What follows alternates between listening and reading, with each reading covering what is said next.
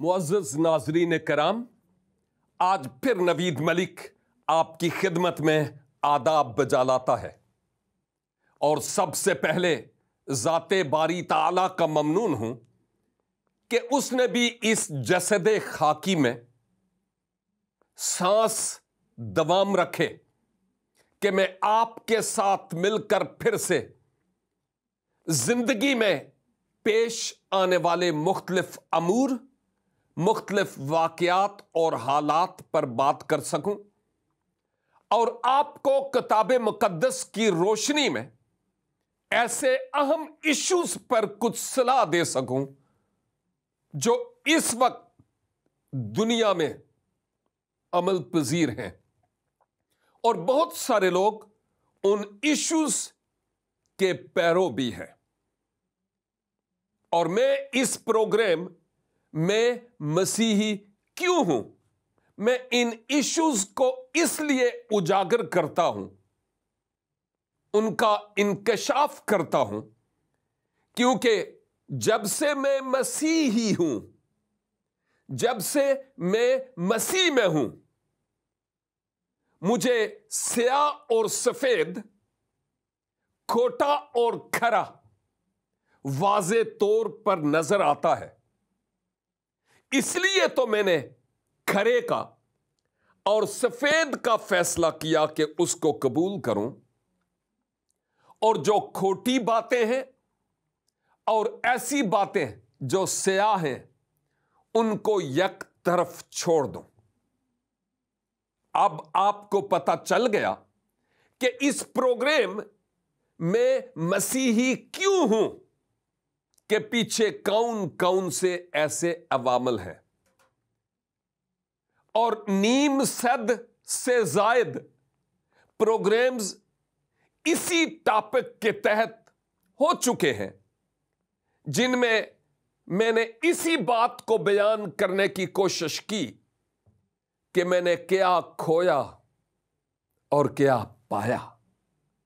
اسی لیے یہ باتیں آپ کے لیے بھی بہت فائدہ مند ہوں گی، کیونکہ جب میں ایسی باتیں آپ کے سامنے رکھتا ہوں تو روح پاک آپ کی زندگی میں بھی کام کرے گا، اور ان حقائق اور ان سچائیوں کو آپ اپنی عملی زندگی میں بھی لاگو کریں گے۔ چند ہفتے پیشتر میں نے ایک پروگرام کیا تھا، اور اس پروگرام میں نے یہ بتایا تھا کہ منجی عالمین مسیح خداوند نے ان تمام لوگوں کو جو آپ کے پیچھے آنا چاہتے تھے، آپ کی بیعت میں ہونا چاہتے تھے، آپ کی شاگردیت میں ہونا چاہتے تھے، آپ پر ایمان لا رہے تھے، ان تمام لوگوں سے کہا کہ اگر تم میرے پیچھے واقعی آنا چاہتے ہو نا، تو تم اس وقت تک میرے نہیں ہوگے جب تک تم اپنا سب کچھ چھوڑ نہ دو۔ اس وقت تک تم میرے ہو نہیں سکتے۔ اور پھر کہا کہ جو کوئی میری خاطر اپنی ماں، بہن، بھائی، بچے، بیوی، گھر بار، یہ سب کچھ چھوڑ نہ دے، اس وقت تک وہ میرا حواری یعنی میرا شاگرد ہو نہیں سکتا۔ اب ایک بات ان آیات کو لے کر اور ان ٹیچنگز کو لے کر شاید ہم یہ کہیں کہ کیا مسیحا کے کہنے کا مطلب یہ تھا کہ ہم اپنے گھر کا تمام فرنیچر، ایون اپنا اپارٹمنٹ یا بنگلہ یا کوٹھی، یہ سب کا سب ہم سیل کر دیں، غربا میں دے دیں، جا کر باہر فٹ پاتھ پر سوئے؟ یہ ان کے کہنے کا مطلب تھا جب وہ کہتے ہیں کہ اپنا سب کچھ ترک کر کے میرے پیچھے ہو لو؟ تو اس کا کیا مطلب تھا؟ مسیحا کے کہنے کا کیا مطلب تھا؟ جو سہولیات زندگی ہے، کیا ان سب چیزوں کو چھوڑ دینا اور تارک دنیا ہو جانا، یعنی دنیا کو ترک کر کے گوشہ نشین ہو جانا اور ایک الگ سے مجذوب جیسی اور مجنون جیسا جیون بسر کرنا؟ یہ مراد تھی خداوند یسوع مسیح کی؟ نو، ہرگز نہیں۔ مسیحا کے قول کا جو نچوڑ تھا یا ان کی بات میں جو سبق پایا جاتا تھا، وہ سبق یہ تھا کہ یہ چیزیں تو اپنی جگہ پر ہیں، یعنی ان کا قطعی طور پر یہ مطلب نہیں تھا کہ یہ میز بھی کوڑ کباڑ اور یہ سب کچھ جو کچھ بھی ہے، جو کچھ تمہارے پاس ہے، گھر، بنگلہ، ایون گاڑی، بیڈ، صوفہ، جو کچھ بھی ہے، اس سب کچھ کو اٹھا کر کوڑ کباڑ میں پھینک دو۔ نو،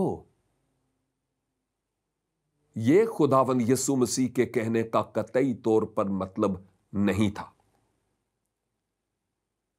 یہ تمام چیزیں اس دنیا میں رہنے کے لیے ہماری ضرورت ہے، اور رب ہماری ضرورت کے مطابق یہ چیزیں ہمیں فراہم کرتا ہے، اور ہم ان تمام چیزوں کے لیے ذات باری تعالیٰ کا جو غفور الرحیم ہے اس کا شکر ادا کرتے ہیں کہ اس نے یہ سب کچھ ہمیں دیا۔ بہت سارے لوگ ہیں جن کے پاس یہ دولت نہیں ہے، اور دعا ہے کہ پروردگار ان کے لیے بھی دروازے کھولے۔ اصل میں مسیحا کا مطلب یہ تھا کہ یہ چیزیں تم، جب وہ کہتے ہیں نا سب کچھ چھوڑ کر میرے پیچھے ہو لو، تو اس کا مقصد اور مدعا یہ تھا کہ تمہاری زندگی میں جو درجہ اول ہے، یعنی اولیت ہے، پہلا مقام ہے، وہ نہ تو تمہاری LCD کو ہو، نہ تمہاری مرسڈیز کو ہو، نہ تمہاری بیوی اور شوہر کو ہو، نہ ہی بچوں یا بزرگوں کا۔ پہلا مقام تیری زندگی میں کوئی اور لے نہ لے۔ پہلا مقام تیرے جیون میں دنیا کی کوئی چیز لے نہ لے۔ پہلا مقام ان کا مطلب تھا کہ تمہارے جیون میں اور تمہاری زندگی میں میرا ہونا چاہیے۔ میرا پہلا مقام تمہارے دل میں ہونا چاہیے۔ ذاتی باری تعالی کا مقصد یہ تھا کہ تیری زندگی میں سب سے پہلا مقام میرا ہونا چاہیے، میں تمہارے دل کے تخت پر بیٹھوں۔ ایک مثال ہے جو اتنی اچھی تو نہیں ہے، لیکن دنیا میں یہ سب کچھ ہوتا ہے۔ کوئی لڑکا تھا اور اس کو کوئی لڑکی بھلی لگی، خوبصورت تھی، خدا کی قدرت، اور اس لڑکے نے اپنے جذبات کی روح میں بہہ کر اس کو کہا کہ آپ مجھے بہت اچھی لگتی ہیں۔ اس نے کہا شکریہ، لیکن وہ لڑکا بار بار اس کی طرف مائل ہو رہا تھا، اور ایک دن اس لڑکی نے اس سے سوال کیا کہ تم کیا چاہتے ہو؟ اس لڑکے نے کہا کہ جی میں چاہتا ہوں کہ آپ اپنا دل مجھے دے دیں، آپ اپنا دل مجھے دے دیں۔ اور نوجوان بیٹیوں، بہنوں، یہ مثال ایک اور سبق آپ کو دے رہی ہے۔ بہت سارے نوجوان جو مسیح میں نہیں ہیں، شاید وہ آپ سے ایسی بات کریں، اور آپ جانتے ہیں کہ اس لڑکی کا، उस बेटी का इस नौजवान को क्या जवाब था? सवाल यह था कि मैं चाहता हूं कि तुम अपना दिल मुझे दे दो। उस लड़की ने कहा कि जी, आपका सवाल यह है कि अपना दिल मुझे दे दो क्योंकि आप मुझे चाहते हैं, लेकिन मैं एक बात आपको बताना चाहती हूं कि मेरा तो एक ही दिल है, दो दिल तो है नहीं, एक ही दिल है। और वो दिल मैंने खुदावंद यीशु मसीह को दे दिया है।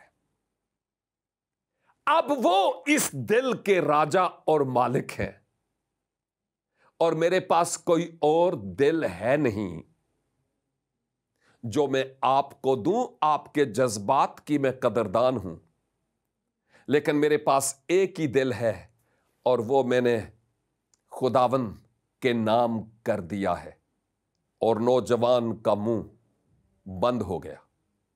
और अगर हम इस तरह का जवाब ऐसे नौजवानों को जो हमारे पीछे पीछे आते हैं देंगे, तो मैं सोचता हूं कि एक तो अपने ईमान की गवाही दे रही होंगी या दे रहे होंगे, और दूसरा हम उनको सोचने पर मजबूर कर देंगे।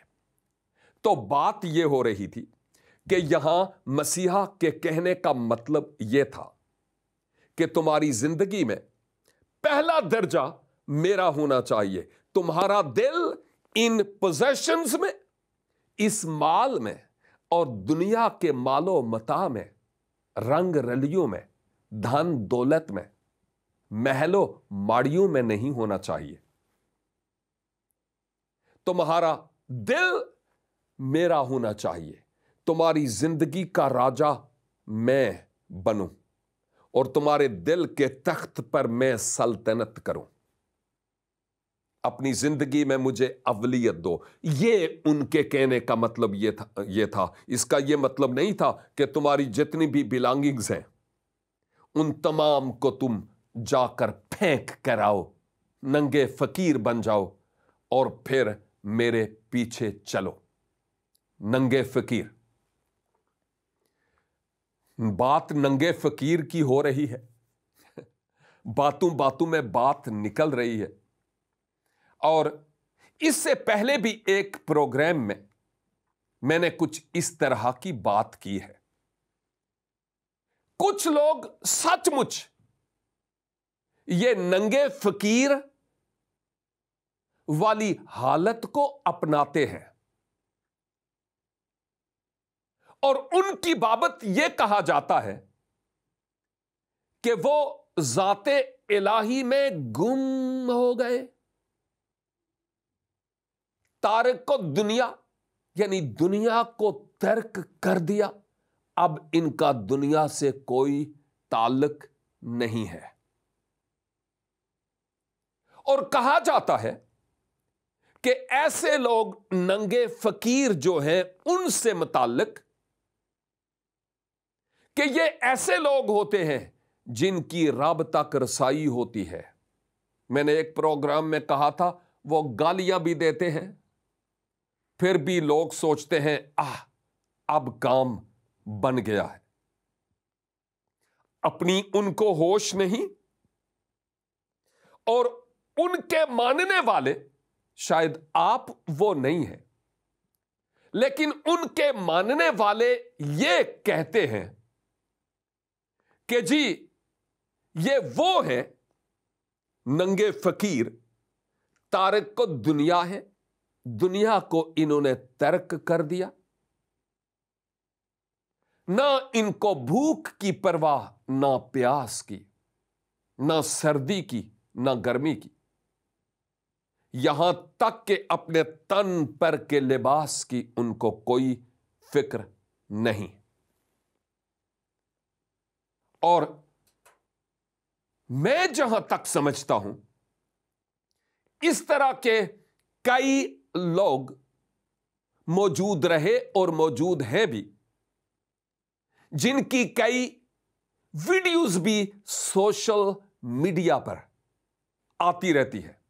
ایک ویڈیو میں نے دیکھی، ایک انتہائی کمزور، انتہائی بزرگ آدمی، عمر کا بوڑھا، شاید اس کے بال دور تک جا رہے تھے، خواتین بھی مرد بھی حضرات بھی اس بزرگ کے پاس آتے، چلنے سے خود عاجز تھا اور اٹھا اٹھا کر اس کو ادھر لے جاتے تھے،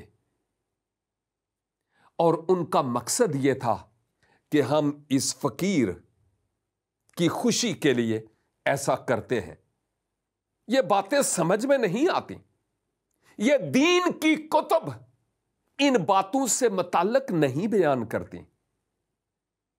یہ ذات باری تعالی کے برخلاف جو قوت ہے، یہ اس کی طرف سے ایسی باتیں ہوتی ہیں، اس کی مرضی کے مطابق یہ باتیں نہیں ہوتی۔ لیکن دوسری طرف مقدس پولس رسول، بہت ہی عظیم شخصیت، ہر بار میں کوشش کرتا ہوں ان کا ذکر کروں، بہت ہی عظیم شخصیت، ان کی کبھی ایسی حالت نہیں ہوئی، مسیح کی ایسے حالت کبھی نہیں ہوئی۔ مسیح کے حواریوں، یعنی وہ صحابیین جو آپ کے ساتھ رہتے تھے، وہ جو آپ کے شاگرد تھے، طفل مکتب تھے، ان کی زندگی میں یہ ننگا پن نظر نہیں آیا۔ وہ ہوش و حواس میں تھے اور ان کے ذریعہ سے زندگیاں بدلیں، لوگ برکت پائے۔ اس وقت کی رومی دنیا میں انقلاب آ گیا۔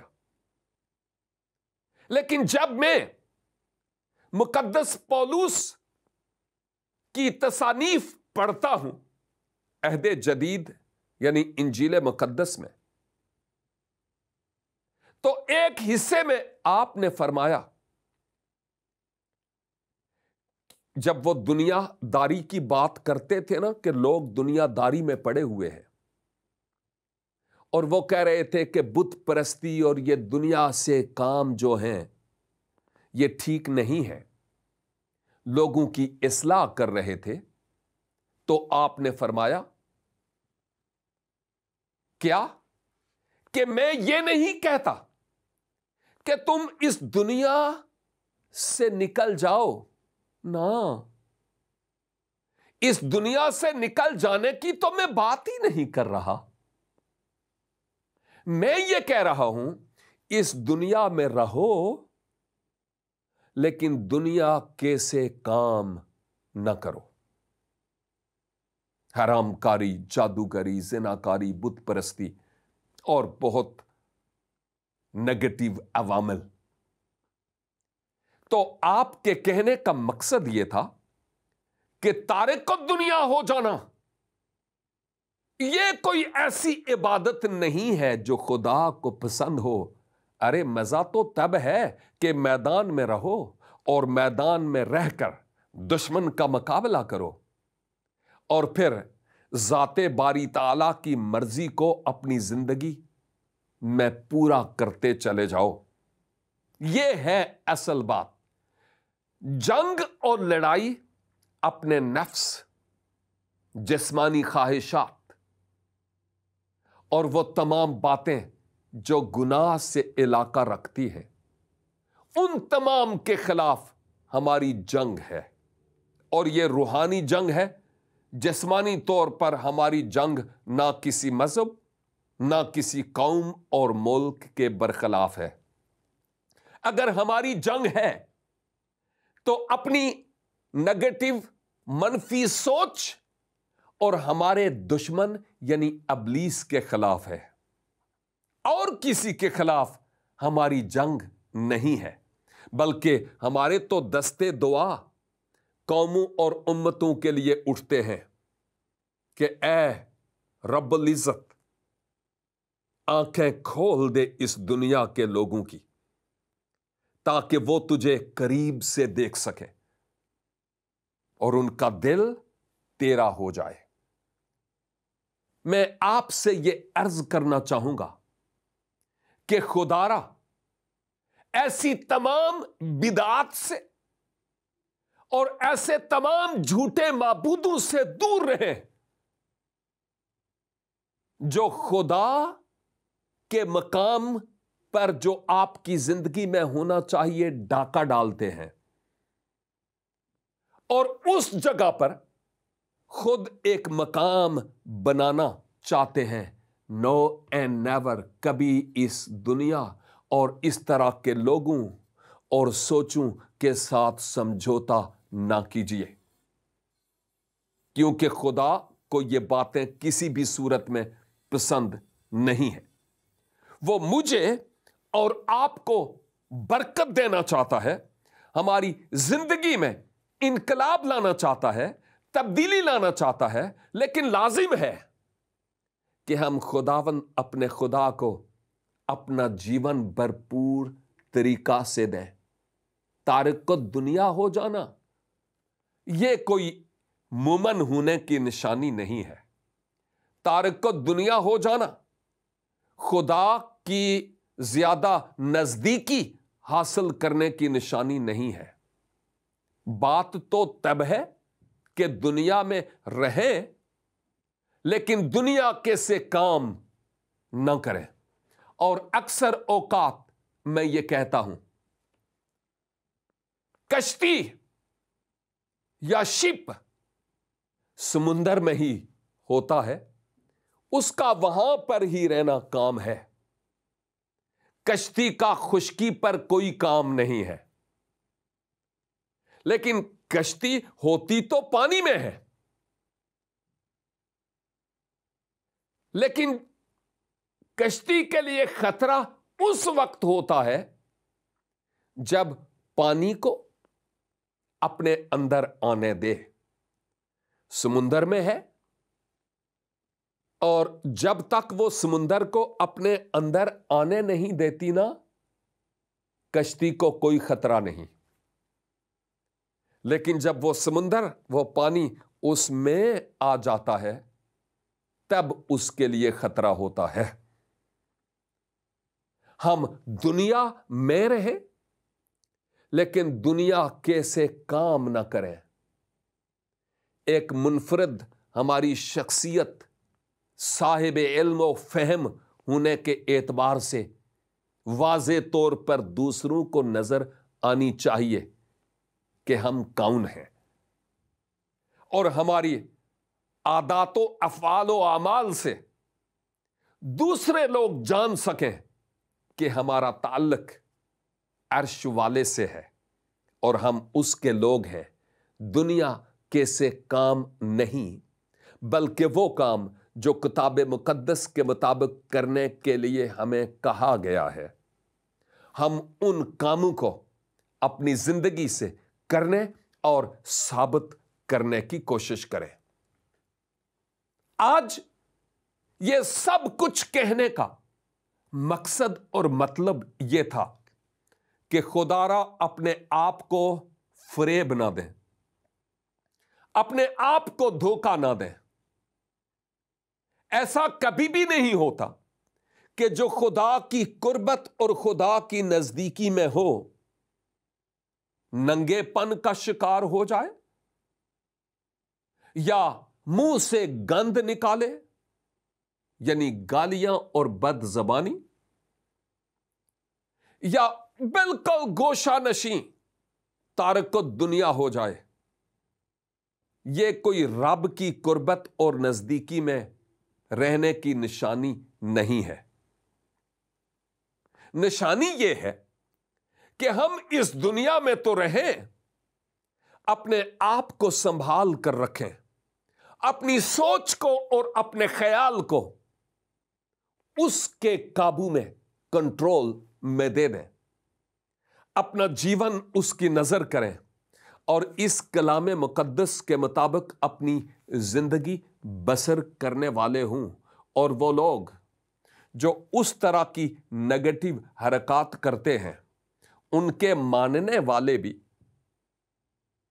کتاب مقدس یعنی انجیل مقدس کو تو چھوڑیے، کسی اور کتاب سے بھی جس کو وہ ملہم سمجھتے ہیں ایسا ثبوت دے نہیں سکتے کہ یہ زیادہ قادر مطلق کے قریب ہے.